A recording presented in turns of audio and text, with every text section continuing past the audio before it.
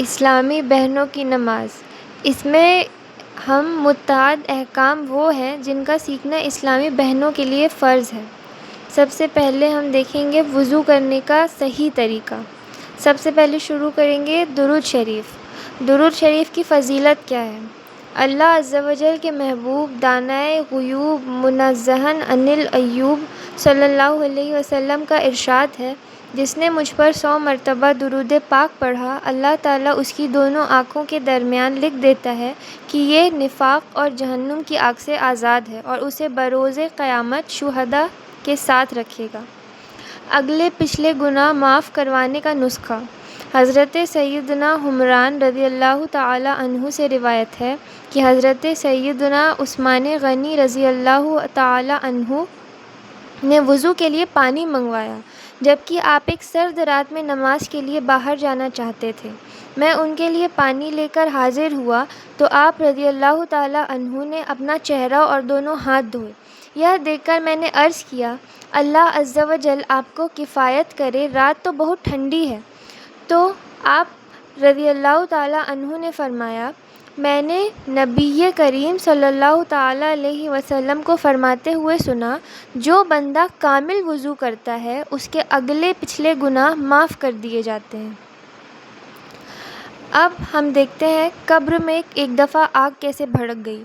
حضرت سیدنا عمرو بن شرحبیل رضی اللہ تعالیٰ عنہ سے روایت ہے کہ ایک شخص انتقال کر گیا جس کو لوگ متقی اور پرہیزگار سمجھتے تھے۔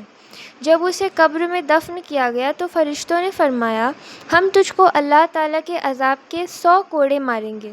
اس نے پوچھا، کیوں مارو گے؟ میں تو تقویٰ و پرہیزگاری کو اختیار کیے ہوئے تھا۔ تو فرشتوں نے فرمایا، چلو 50 کوڑے ہی مار دیں گے۔ اس پر وہ شخص برابر بحث کرتا رہا، یہاں تک کہ وہ فرشتے ایک کوڑے پر آ گئے اور انہوں نے عذاب الہی کا ایک کوڑا مارا، جس سے تمام قبر میں آگ بھڑک اٹھی۔ اس نے پوچھا کہ تم نے مجھے کوڑا کیوں مارا؟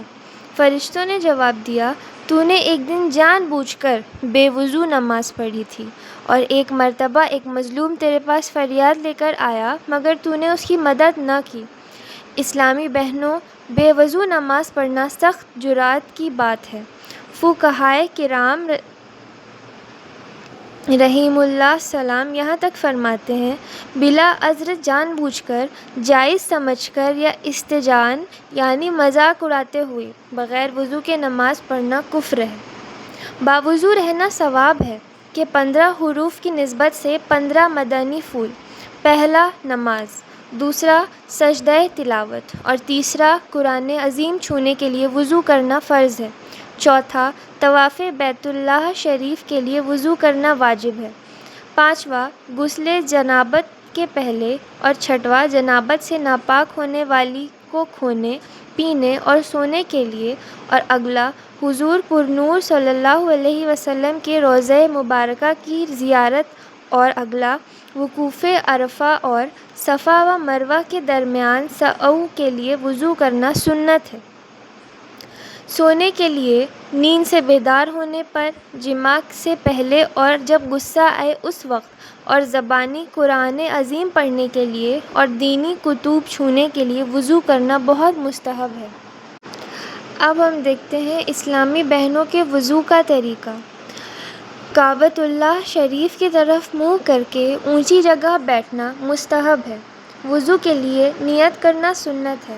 نیت دل کے ارادے کو کہتے ہیں۔ دل میں نیت ہوتے ہوئے زبان سے بھی کہہ لینا افضل ہے، لہٰذا زبان سے اس طرح نیت کیجیے کہ میں حکم الہی عز و جل بجا لانے اور پاکی حاصل کرنے کے لیے وضو کر رہی ہوں۔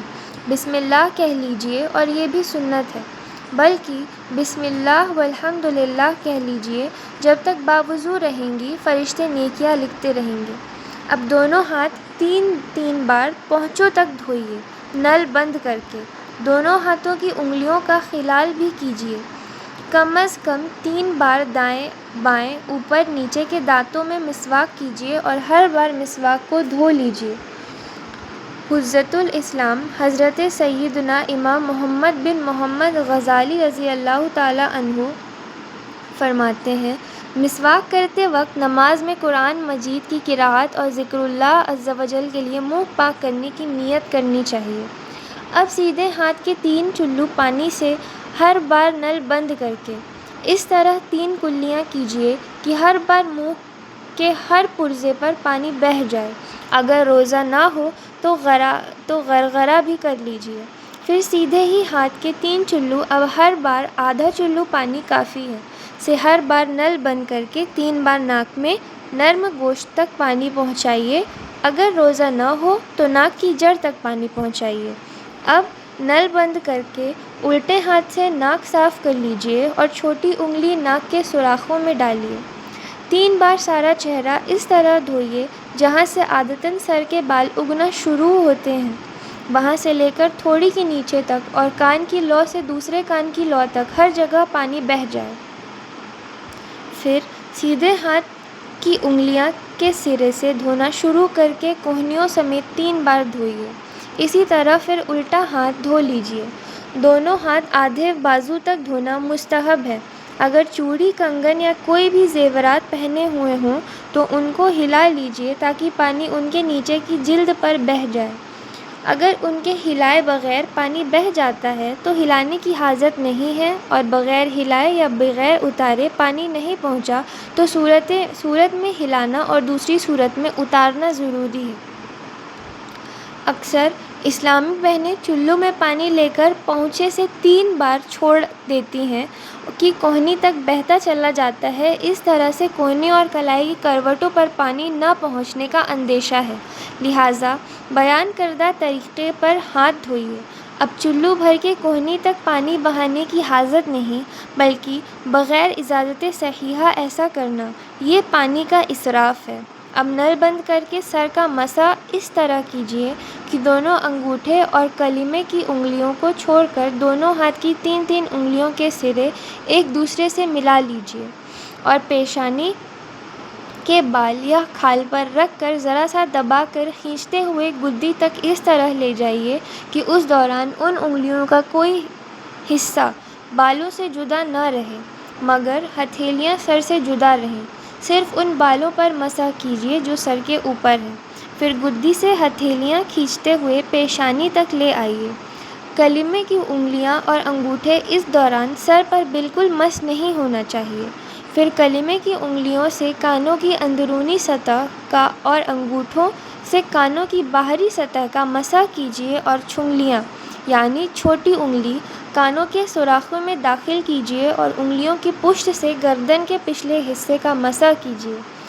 بعض اسلامی بہنیں گلے کا اور دھلے ہوئے ہاتھوں کی کوہنیاں اور کلائیاں پر مسح کرتی ہیں، یہ سنت نہیں ہے۔